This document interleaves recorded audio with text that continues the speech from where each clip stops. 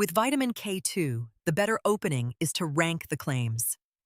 People hear bone, artery, calcium routing, and heart claims. But one useful claim should lead, plausible claims should stay smaller, and vague wellness language should come last. The strongest benefit gets the largest frame. Supporting the calcium routing system alongside vitamin D, inadequate calcium is the clearest rationale. Then we ask whether the pathway and the person actually match.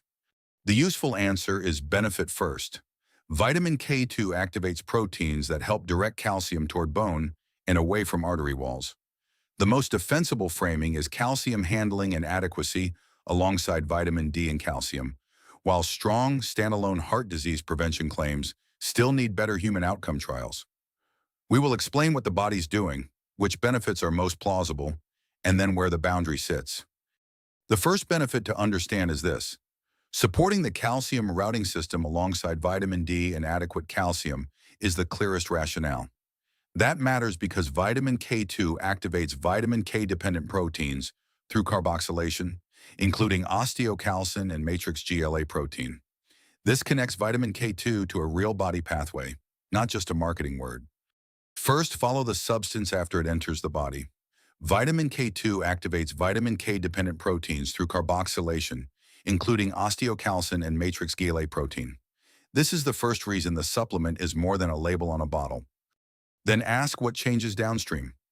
Osteocalcin helps bind calcium into bone, while matrix GLA protein helps keep calcium out of arterial walls, so K2 is best framed as a calcium routing signal. This is where the benefit becomes something you can measure, feel, or track. The second benefit to understand is this.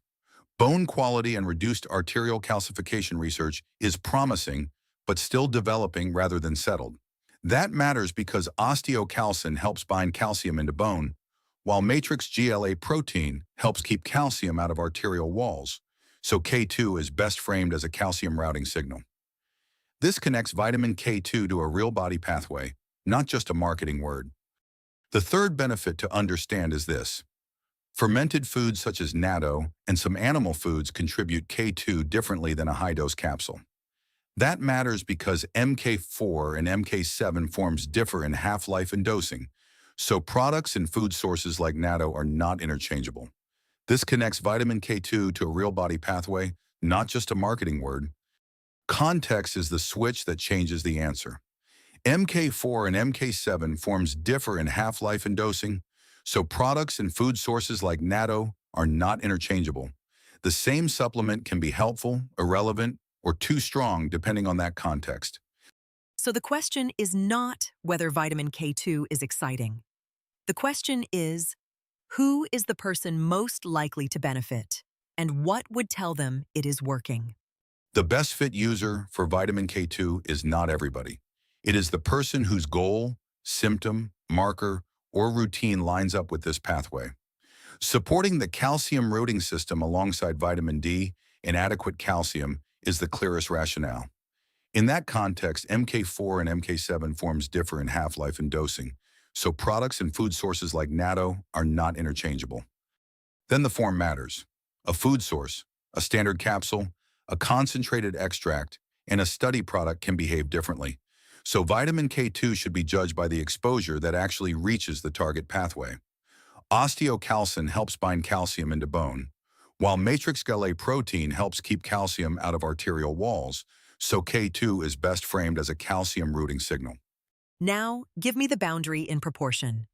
We are not trying to scare people away from vitamin K2. We are trying to keep the useful benefit from being used in the wrong context. The main safety boundary is specific.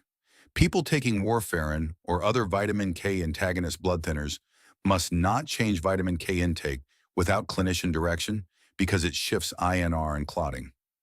Also remember this second boundary. Pregnancy, bleeding disorders, and complex medication lists deserve caution before adding vitamin K2. That is a reason to personalize, not a reason to turn the whole lesson negative. The simple tracking plan is positive and practical. Choose one target benefit, decide what would improve, watch for the main boundary, and stop if do not treat vitamin K2 as a replacement for prescribed osteoporosis or cardiovascular care. The practical ladder for vitamin K2 is benefit first.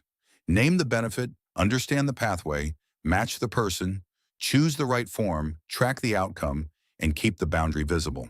So the fair summary is not negative. Vitamin K2 may be useful when the target is specific, the pathway makes sense, and the person can actually track the benefit. Exactly. The body ladder rule for vitamin K2 is simple. Explain the benefit deeply, respect the boundary, and make the decision useful.